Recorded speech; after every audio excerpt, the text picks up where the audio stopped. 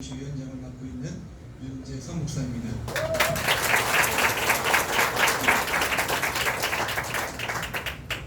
자유 대한민국 지금 무너져 내리고 있습니다. 자유한국당이 집권할 때는 이렇지 않았습니다.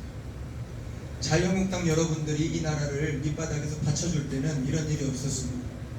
저는 조금 처음 시작부터 이 대한민국을 세웠던 건요, 사실 많은 국민들이지만 그 중에 이 자유한국당이 있었습니다. 저도 여러분과 함께 자유한국당 당원입니다.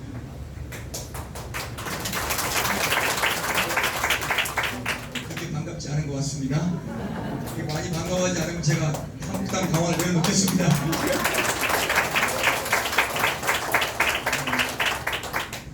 조금 박수 소리가 마음에 안 들지만 그래도 성의를 봐서 제가 일단 하겠습니다. 마이크 소리 조금만 올려주시고 하이 좀 넣어주시고요. 베이스 좀 빼주시고. 자, 자유한국당 당원 여러분, 힘을 내십시오. 여러분이 다시 집권해야 됩니다.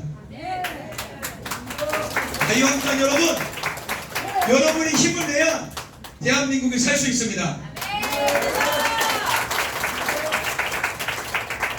지금 보니까 입이 막 들풀신 것 같은데 구호를 한번 좀 외치고 시작하겠습니다. 제가 문재인! 그럼 여러분 하야하라! 하야하라! 하야하라! 크게 외쳐주시고, 조국! 그러면 구속하라! 구속하라! 구속하라 외치겠습니다. 자, 연습 한번 해봅시다. 문재인! 하야하라! 하야하라! 하야하라! 그렇게 해가지고 하야하겠습니까? 이 정도 소리밖에 안 납니까? 우리 자유한국당, 좀 제가 약간 실망하려고 합니다. 한 번 더 연습이었으니까 한 번 더 기회 드릴게요. 다시요. 문재인! 하야하라! 하야하라! 하야하라! 조국! 구속하라! 구속하라! 구속하라! 문재인! 조국! 동의하시면 만세! 다시 한번 만세! 다시 만세! 문재인만 내려오면 해결됩니다. 조국만 내려오면 해결됩니다. 원래 적을 칠 때는 머리를 치는 겁니다. 지금 문재인은요, 이 모든 일의 원흉이고 머리입니다. 저는요, 이 문재인 때문에 우리 아들들에게요, 혼났습니다. 천만인 서명운동본부, 제가요 불철주야, 물론 매일은 아니지만요, 목회와 병행하려고요 천만인 서명운동 계룡 갔습니다. 논산 왔습니다. 논산한테 경찰에 신고당해가지고 끌려갈 뻔했습니다. 금산에요 또 우리 이용호 후보님하고 우리 태극기연합 우리 회장님, 세상에 금정권 회장님하고 금산까지 가서 서명 받았습니다. 이번 여름에 우리 아이들이 뭐라고 앉았습니까? 제가 6남매를 키웁니다. 아들 넷에 딸 둘입니다.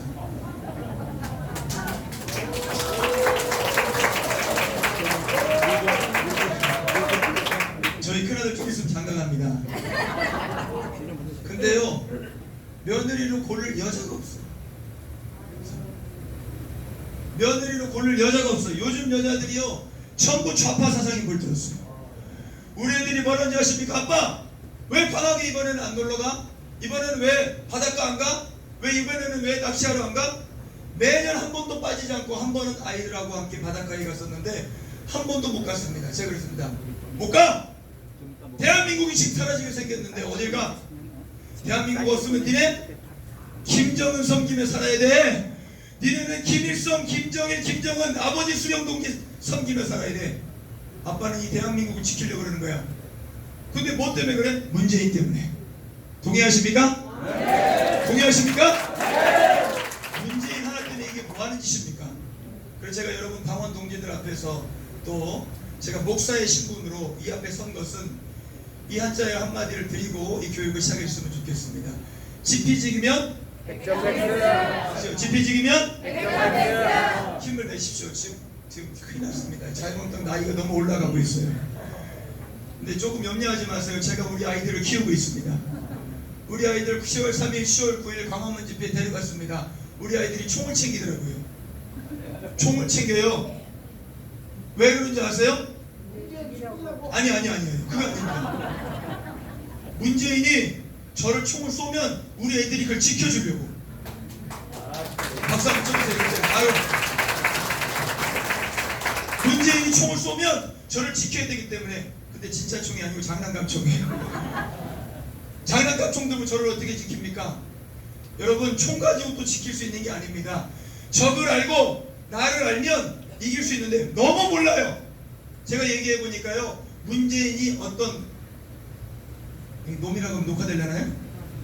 문재인이 어떤 자식인지, 누구 자식이 누구 자식이잖아요. 문재인이 어떤 자식인지 모르는 거예요. 조국이 어떤 놈인지 모르는 것입니다. 자, 문재인 머릿속에 뭐가 들어있느냐? 여기 김일성 사상이 들어있습니다. 조국의 마음속에 뭐가 들어있느냐? 바로 사회주의의 생각이 이 안에 들어있습니다.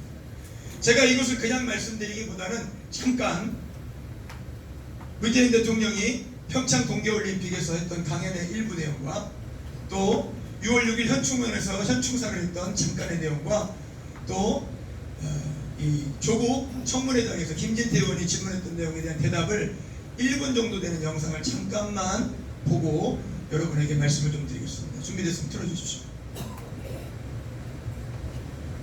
한국의 사상가 신영복 선생은 제가 존경하는 한국의 사상가 신영복 선생은 제가 존경하는 한국의 사상가 신영복 선생은 자, 잠깐 보시죠. 자, 여러분 신영복이 누군지 아십니까? 신영복 누군지 몰라요? 통역당 사건으로 대한민국을 사회주의를 만들겠다고 계획하고 준비하고 그것을 실행에 옮기려다 잡혀서 1심 사형, 2심 사형, 30의 무기징역을 받고 20년 동안 복역하다가 가짜 전향서를 쓰고 형무소에서 나온 겁니다. 이 신영복이라는 사람은 좌파의 수장이요, 간첩의 대장입니다. 이 간첩의 대장, 좌파의 수장을 지금 문재인이, 저 대통령이라고 부르고 싶지도 않아요. 문재인이 내가 가장 존경하는, 한 번 더 들어주세요. 내가 제일 존경하는 신영복, 다시 한 번 보세요. 여러분이 들어야. 제가 존경하는 한국의 사상가 신영복 선생은 제가 존경하는 한국의 사상가 신영복 선생은 제가 존경하는 한국의 사상가. 이때 볼턴이 그 앞에 앉아 있었어요. 김여정이 앉아 있었어요. 미국과 북한뿐만 아니라 전 세계 언론이 이것을 생방송으로 내보내고 있는데 내가 제일 존경하는 신영복, 여러분 간첩을 존경한다는 게 이게 정상입니까?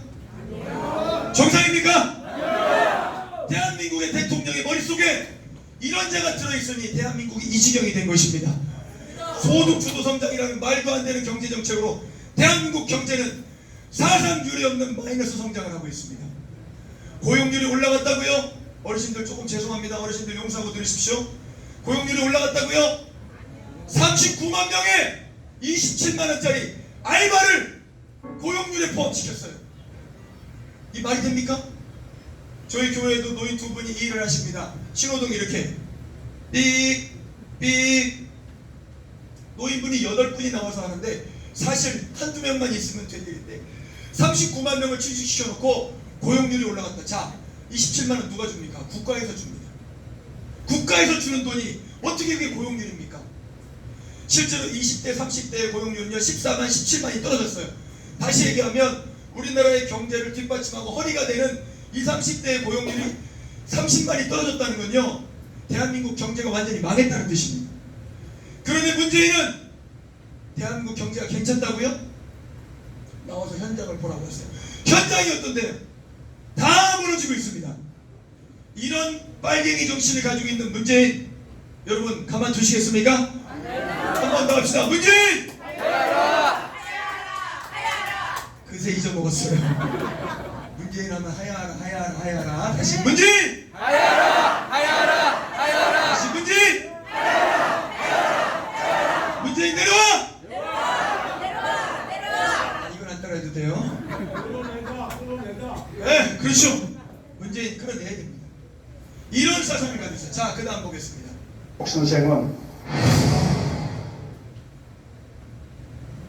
광복군에는 무정부주의 세력 한국청년전지공작대에 이어 약산 김원복 선생이 이끌던 조선의용대가 편입되어 마침내 민족의 독립운동 역량을 집결했습니다.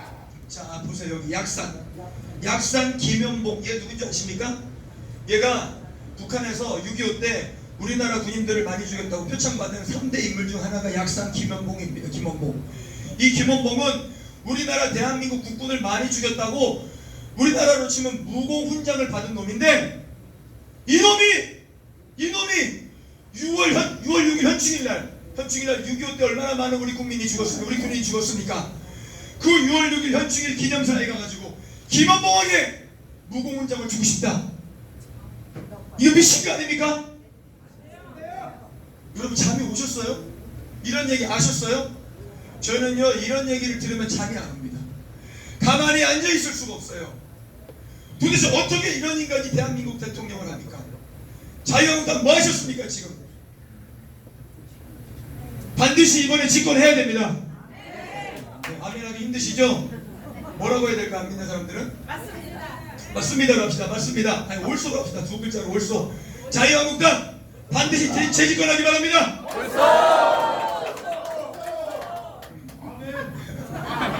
아멘도 좋아요. 자유한국당 정신 차리고 이번에 국민들의 지지를 받아내야 됩니다. 네. 저도 자유한국당 당원으로서 여러분 밀어드릴 테니까 대신 오늘 제가 드리는 이 말씀 딱 5분에 10분 제게 주어진 시간이 25분 정도이기 때문에 한 10분 정도 안으로 이 문제인 어떤 생각이 들어있는지 자 하나만 더 보고 우리 조국이 어떤 인간인지 봅시다. 조국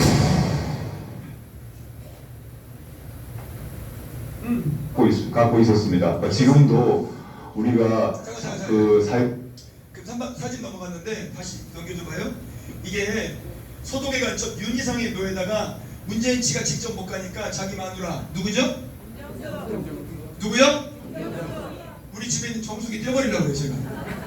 이 정숙이 때문에 김정숙 여사를 보내가지고 여기다가 지금 참배하게 만든 간첩에게 참배하게 만드는 거예요. 세상에 이거 넘어가요. 여러분 잘 모르는 것 같아요. 넘어가게요. 갖고 있었습니다. 지금도 우리가 사회주의의 그런 정책들은 충분히 받아들일 수 있다 생각합니다. 옛날에 사회주의자였다. 또 그런 사회주의적인 정책이 필요하다. 전향을 했습니까? 그 단어에 대해서는 답을 드리지 않는 게 맞는 것 같습니다. 전향을 했습니까? 그 단어에 대해서는 답을 드리지 않는 게 맞는 것 같습니다. 자, 전향을 했냐는 사회자의 아니죠. 김진태 의원의 질문에는 그것은 대답할 수 없다. 사회주의자였냐? 나 사회주의자였다. 그러나 부끄럽지도 않고 자랑스럽지도 않다. 얼마나 무서운 말인지 아십니까? 대한민국에 사회주의가 필요하다. 자, 물어볼게요. 대한민국 사회주의 필요합니까? 아니요. 자유민주주의와 사회주의가 결합할 수 있습니까? 아니요. 절대 결합할 수 없습니다. 사회주의와 자유민주주의는 서로 적이지 결합이 되는 게 아니에요. 붙으면 치는 거예요. 여자하고 남자하고 붙으면 누가 이겨요? 남자가 이겨요? 여자가 이기는 거 아닙니까? 근데 남자 여자 붙으면 남자가 이길지 여자가 이길지 모르지만요 사회주의와 자유민주주의가 붙으면 100% 사회주의자가 이깁니다. 그래서 대한민국은 사회주의가 되면 안 되는 거예요. 동의하십니까? 네. 올소하니까 동의하십니까? 네. 자 그러면 지금부터 이제 진짜 본 강의를 시작하겠습니다. 이걸 듣고 가셔야 됩니다. 이 얘기를 들으셔야 돼요. 그러면 문재인, 조국, 임종석 이 주사파들이 어떻게 청와대를 장악했고 저들이 왜 저런 짓을 하고 조국이 저렇게 아내 비리, 딸 비리, 아들 비리, 세상에 공동학원 비리, 동생 비리, 이제는 부모 비리, 자기 비리, 비리 종합 선물 세트인 조국을 왜 못 내려오게 하느냐? 이유가 제가 드리는 이 말씀이 있습니다. 자, 귀를 기울이고 딱 5분만 제 이야기에 귀를 기울여 주시기 바랍니다. 자, 우리는 일제 36년 동안 식민지배를 당했습니다. 1945년 8월 15일 우리는 해방을 맞이했습니다. 그렇지만 그 해방은 우리 민족의 힘으로 맞은 것이 아니고 사실 그때 당시에 최강대국이었던 미국의 힘을 빌어 우리는 해방하게 되었습니다. 1945년 8월 6일 9일 히로시마 나가사키에 원자폭탄을 투여함으로 인해서 천황의 손을 들고 항복했으므로 우리 대한민국이 일본의 식민지배로부터 벗어나게 되었습니다. 지금 살아계시다가 106세가 됐을 우리 친할머니는 96세에 돌아가시기 전에 그 일제시대와 해방 전의 상황, 후의 상황과 6.25 상황, 공산주의 상황을 저한테 자세히 어릴 때부터 들려주셨어요. 이 할머니 얘기하십니다. 절대 공산주의가 안 된다고. 절대 공산주의는 안 된다고. 일본 놈들도 나쁜 놈이었지만 그래도 일제시대 때는 살만했대요. 그런데 공산주의자들이 들어오니까 살 수가 없다는 거예요. 보는 족족 죽이니까, 만나는 족족 죽이니까, 가족끼리 죽이고 부모를 죽이고 자식을 죽이고. 일제시대 때도 이 정도는 아닙니다. 그래요. 일제로 해방된 우리 민족이 얼마나 좋아 만세상창을 부르며 1945년 8월 15일부터 3일 동안 만세를 불렀대요. 밥도 안 먹고 만세만 불렀대요. 그런데 3일 뒤에 두려움이 찾아왔어요. 어떤 두려움이 찾아왔느냐? 이 나라에 지도자가 없다. 이 나라에 누가 지도자가 되었느냐? 그때 우리나라에는 2명의 지도자가 있었습니다. 여러분 아십니까 혹시? 상해에 누구 있었죠? 상해에 누구요? 김구가 있었습니다. 그리고 미국에는 우리 대한민국을 세운 이승만 전 대통령. 위대한 인물. 위대한 인물. 정말 위대한 인물. 대한민국을요 싹 틔운 인물. 우리 대한민국을 기초를 만들어 세워준 인물. 그랬는데 이 두 지도자가요 중국에서 못 들어오게, 미국에서 못 들어오게 막았습니다. 여러분 한번 물어봅시다. 자, 이승만 대통령이 대한민국에 들어올 때 언제 들어온지 아시는 분 계세요? 며칠날? 몇 달 걸린지 아세요? 예? 2달! 누가 대답하시죠? 우리 어르신 박수 한번 쳐드리죠. 우와!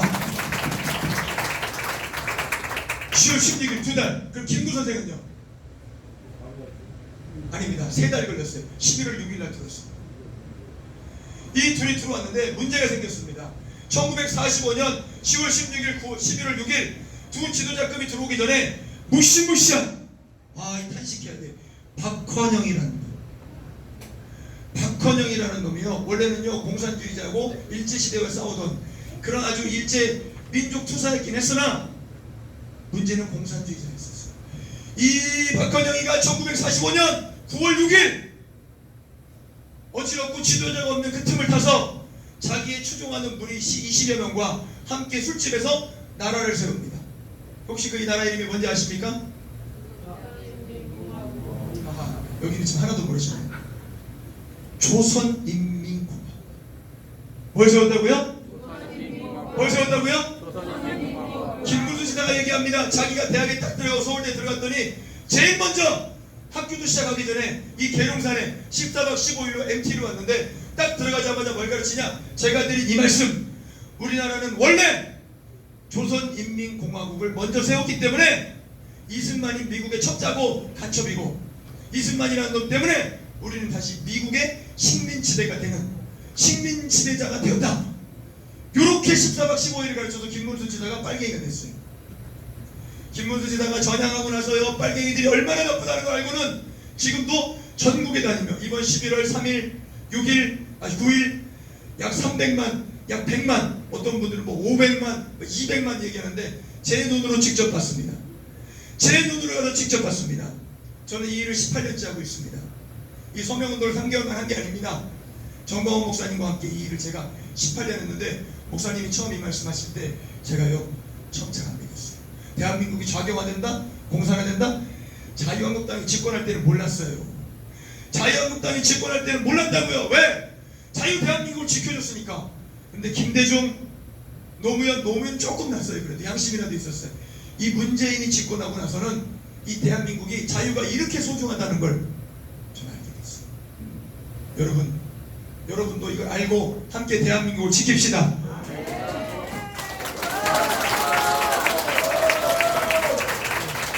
제가 하나 가르쳐드릴게요. 박수를 치려면 제대로 치시고, 박수를 칠 때 그냥 치는 게 아니라 환호성도 지르시고. 네, 다시 한번 할 테니까 이거 연습한 거니까 한번 더 해볼게요. 우리 자유한국당 당원 여러분, 우리 다 같이 한번 대한민국을 지켜봅시다. 최고입니다. 할 수 있습니다. 옆사람에게 할 수 있습니다. 말입니다. 할 수 있습니다. 옆사람에게 쳐다보면서 할 수 있습니다. 말을 안 들으신다. 옆사람 쳐다봐요. 쳐다보고 네가 있으면 할 수 있어. 시작. 그렇죠. 잠깐만요. 어르신들이 말하는 말 못 알아들으셨어 지금. 옆에 있는 사람은 나한테 얘기하는 게 아니라 옆에 있는 사람한테 얘기하는 거야. 아무리 봐도 너밖에 없어. 옆에 사람에게 시작.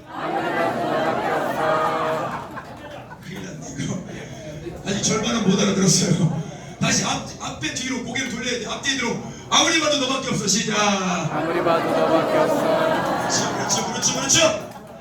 아무리 봐도 여러분밖에 없습니다.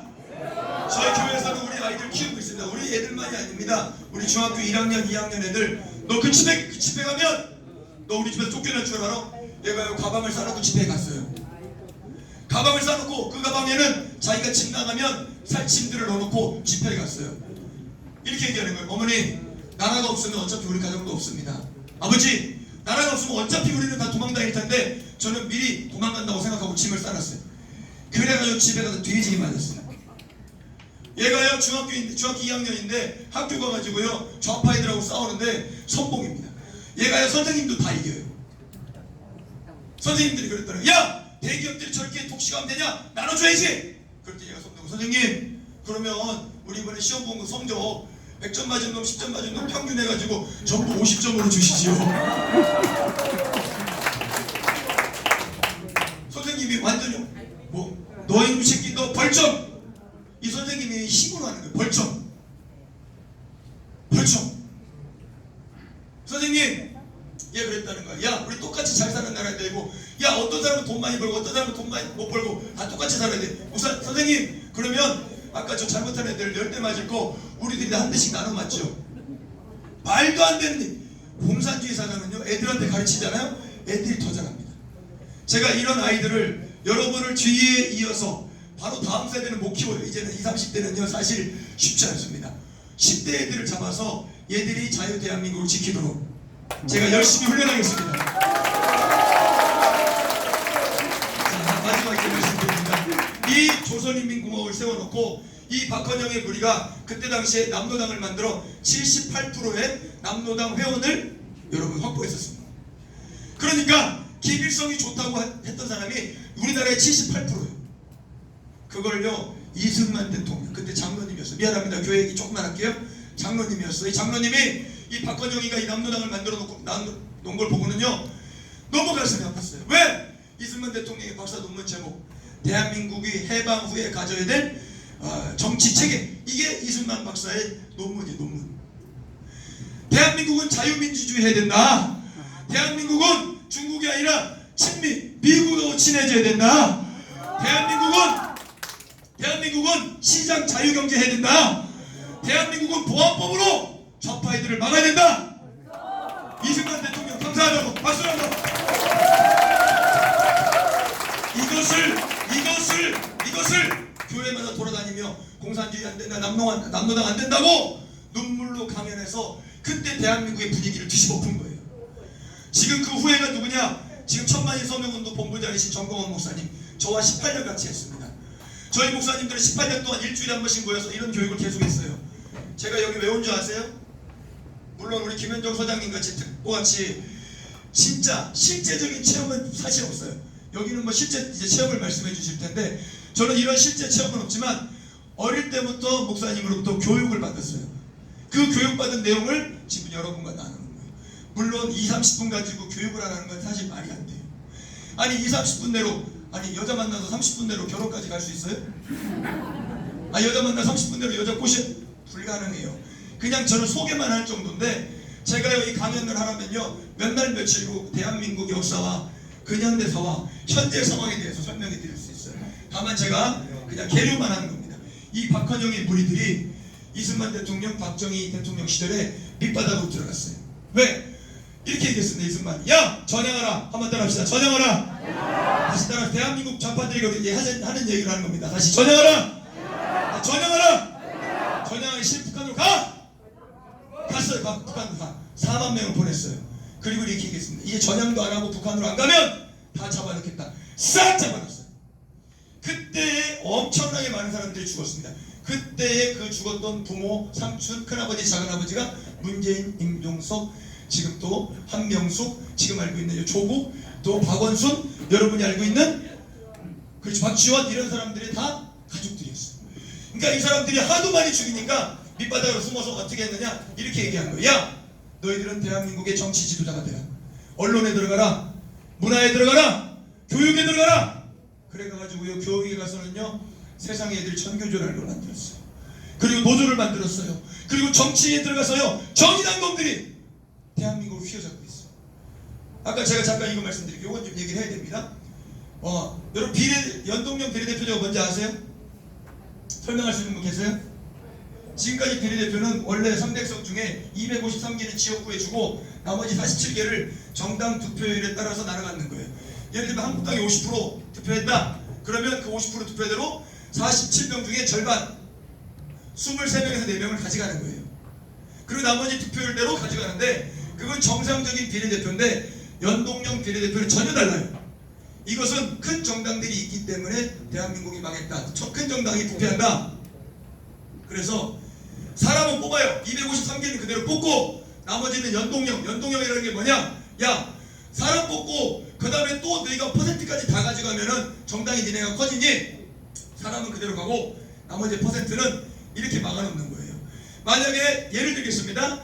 한국당 40%, 민주당 40%, 정의당 10% 이렇게 되면 47명이 아니라 300명을 그 퍼센테이지별로 나누는 거예요.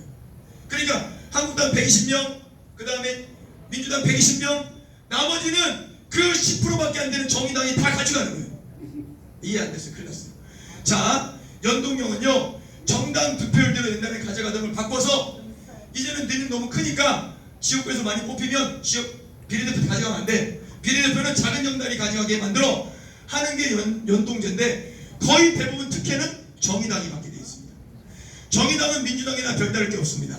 만약에 연동 비례대 패스트트랙이 통과되면 나중에 한국당은 40석에서 60석의 군소정당으로 전락합니다. 무시무시한 거예요. 지금 막아야 됩니다. 근데 12월 달에 지금 막기가 쉽지 않아요. 이 연동형 비례대표가 무서운 거예요. 그래서 자유한국당과 대한정당이 또 하나 필요합니다. 요거는 나중에 제가 말할 기회가 있으면 말하겠습니다. 박헌영 마무리하겠습니다. 이 박헌영의 무리들이 밑바닥에 들어가 지금 대한민국을 완전히 잡았습니다. 문재인이 생각 속에, 조국의 생각 속에 조선인민공화국이 들어가 있는 거예요. 그러니까 김정은 안을 때는 행복한 표정이고 김정은 손자 보면 황송한데 미국만 보면 똥 씹은 표정 되는 거예요.